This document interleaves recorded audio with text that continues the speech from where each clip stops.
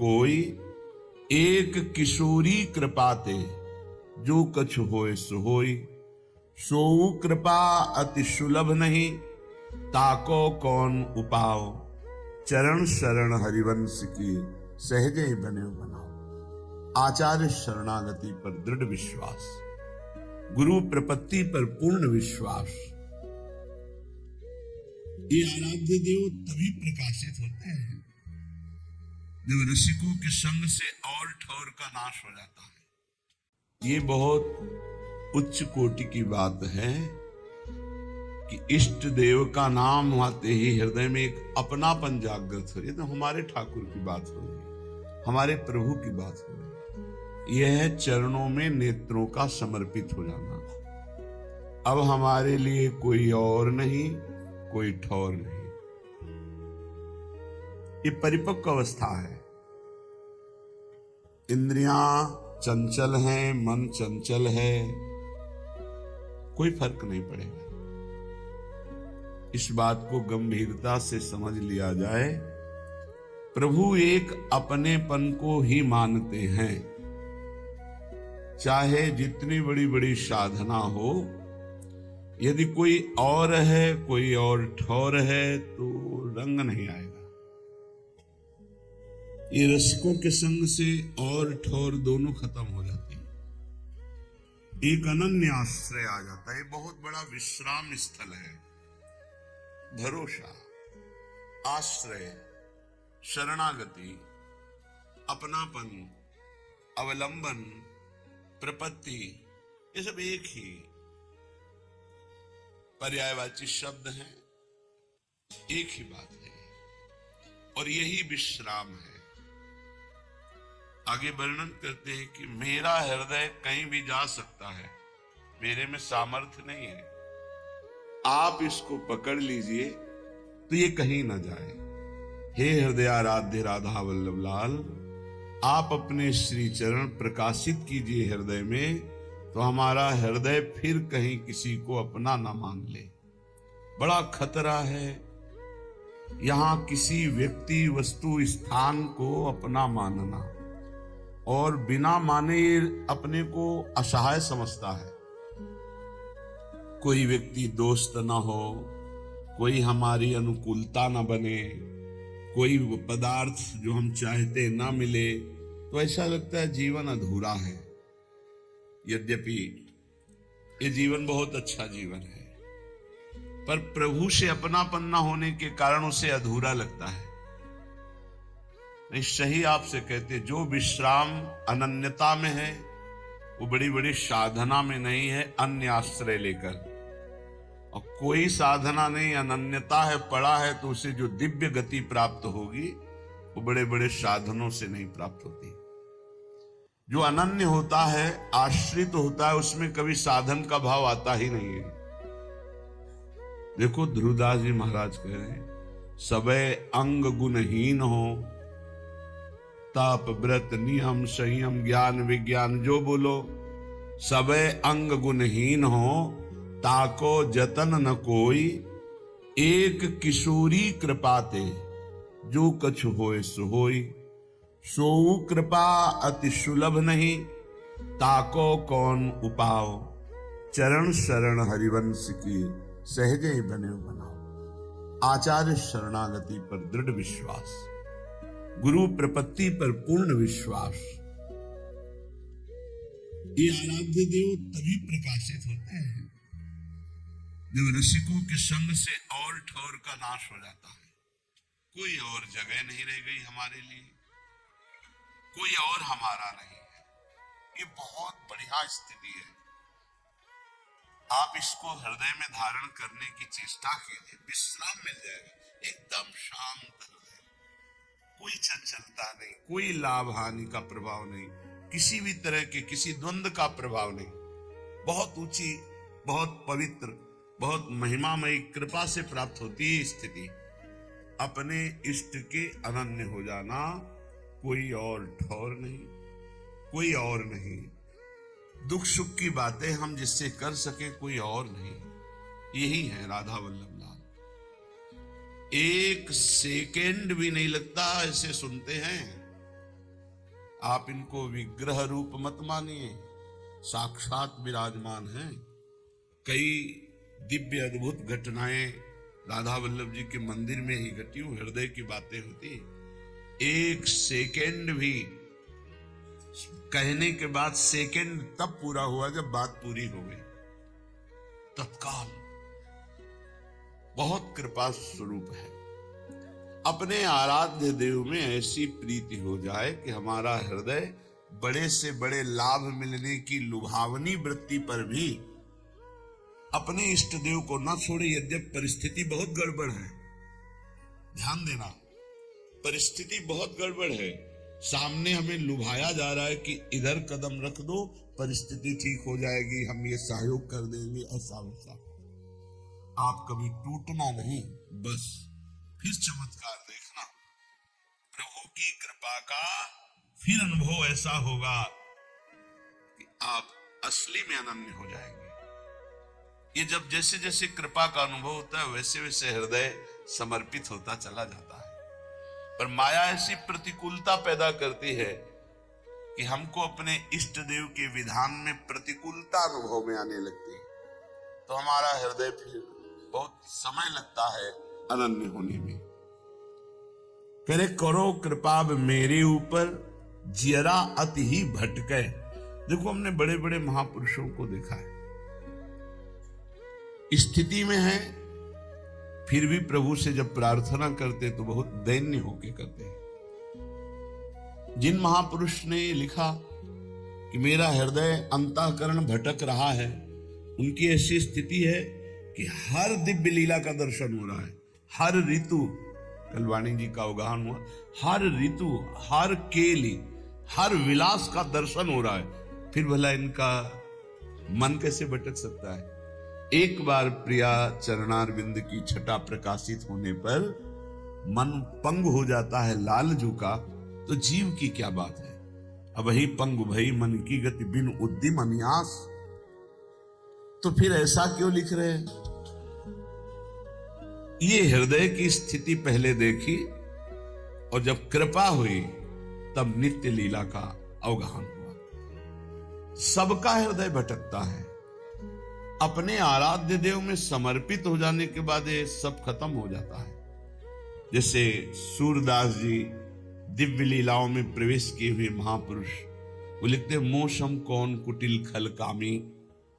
ये उन्होंने अपने हृदय को देखा है, कुटिलता देखी, काम देखा है। फिर जब हरिजू की कृपा हुई तब दिव्य लीलाओं का दर्शन भी किया। ये पद कब कहां लिखे गए हैं उसका भाव होता है। जब दिव्य लीलाओं में प्रवेश है तब ये थोड़ी। पूज्य श्री वल्लभाचार्य जी भगवान जब सूरदास जी से का पद सुनाओ तो दैन्य पद सुना, कब कब तक घिघियाते रहोगे?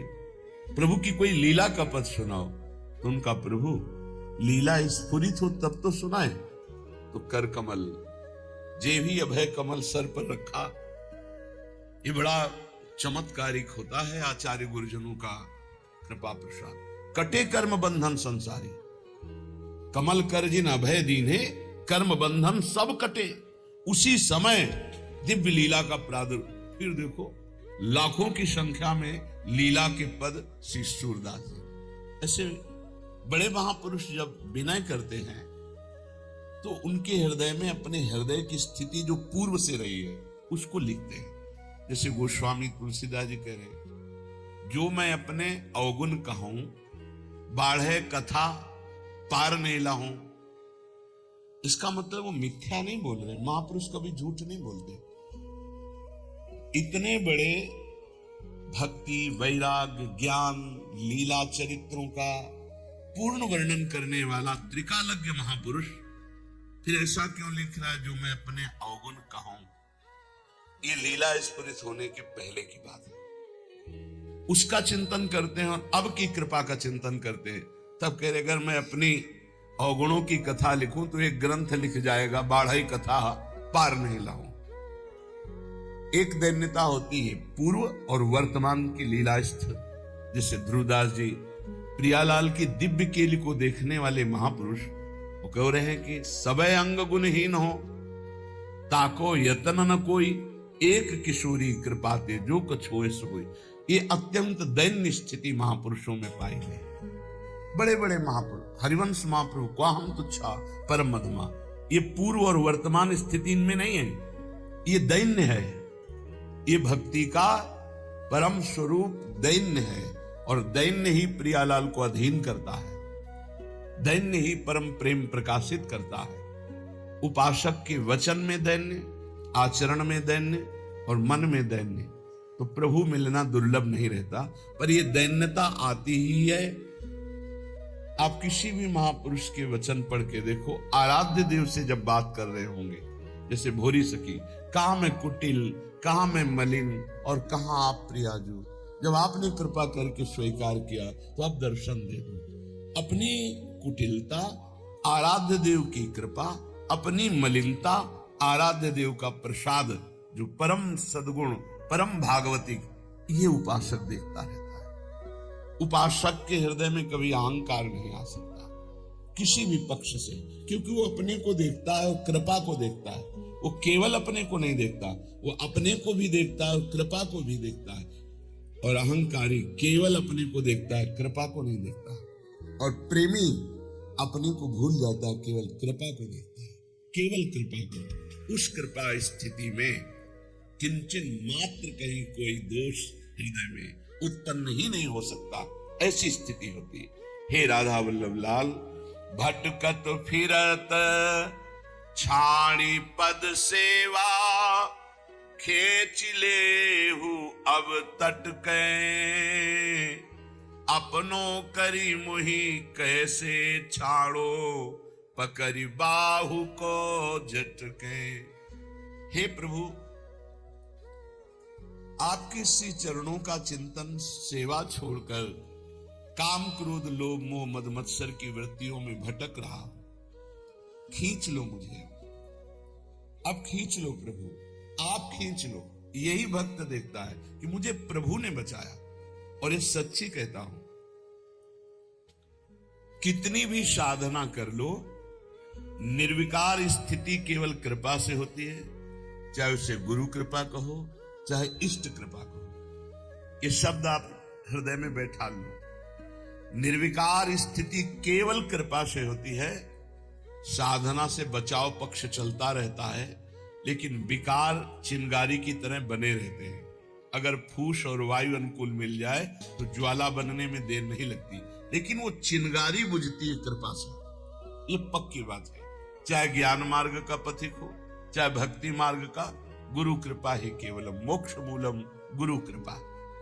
वही राधा वल्लभ लाल जो गुरु है, वही हमारे इष्ट है। हमारे गुरुदेव ही राधा वल्लभ लाल है, राधा वल्लभ लाल ही गुरुदेव है। हरि हरिवंश भेद नहीं होई, प्रभु ईश्वर जाने सब कोई, दोई कहे ना अनन्यता, विश्वंभर सब जगह भास, जस वर्णो हरिवंश विलास, सी हरिवंश गाई। हे गुरुदेव, हे राधा वल्लभ लाल, बहुत भटक चुका, अब खींच लीजिए। और प्रभु बाह पकड़ के रखना, फिर भी छुड़ा के भाग सकते हैं। अपनों करीमुई कैसे छाड़ो, पकड़ी बाह को झटके। नाथ अपना करके छोड़ मत देना, बाह पकड़े रहना, क्योंकि हमारी विश्वास स्थिति अपने में नहीं है। कभी किसी भी माया के आकर्षण से हम भाग सकते हैं, प्रभु मुझे पकड़े रहना। ये अत्यंत दैन्य स्थिति है, अत्यंत दैन्य स्थिति। नाथ आपका स्वभाव है, एक बार जिसे पकड़ लिया छोड़ते नहीं, पर मेरा चंचल स्वभाव है, मैं छोड़ सकता हूं आपको।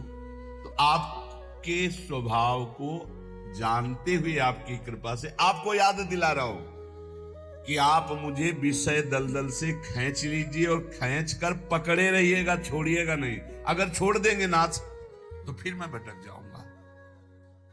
तुम ढिग पतित अनेकनी आए, मेरी बार क्यों सटके, जोरू धारोगे प्रभु मुंह को, सुयस बढ़ोगे झटके। प्रभु वैसे जब हम चरित्र पढ़ते हैं तो देखते हैं कि बहुत से पतितों को आपने महान परमहंस बना दिया, महात्मा बना दिया, भगवत प्राप्त महात्मा बना दिया। नाथ, यदि हमारा भी उद्धार कर दोगे तो आपका सुयश बहुत झटके में बढ़ जाएगा कि ऐसे नीच को भी परमहंस बना दिया, ऐसे नीच को भी महात्मा बना दिया। प्रभु श्री गोवर्धन लाल जी गोस्वामी के, वैसे हमारा तो बचपन भी आपके साथ ही खेलने में गया, क्योंकि पूज्य गोस्वामी वंश में जन्म हुआ तो बचपन से राधा वल्लभ लाल बालकपन सो प्रीति करी ताही और। अगर आपको हमारा यह वीडियो पसंद है तो कृपया वीडियो को लाइक करें, शेयर करें, कमेंट करें और हमारी चैनल को अवश्य सब्सक्राइब करें। जय श्री कृष्णा, राधे राधे।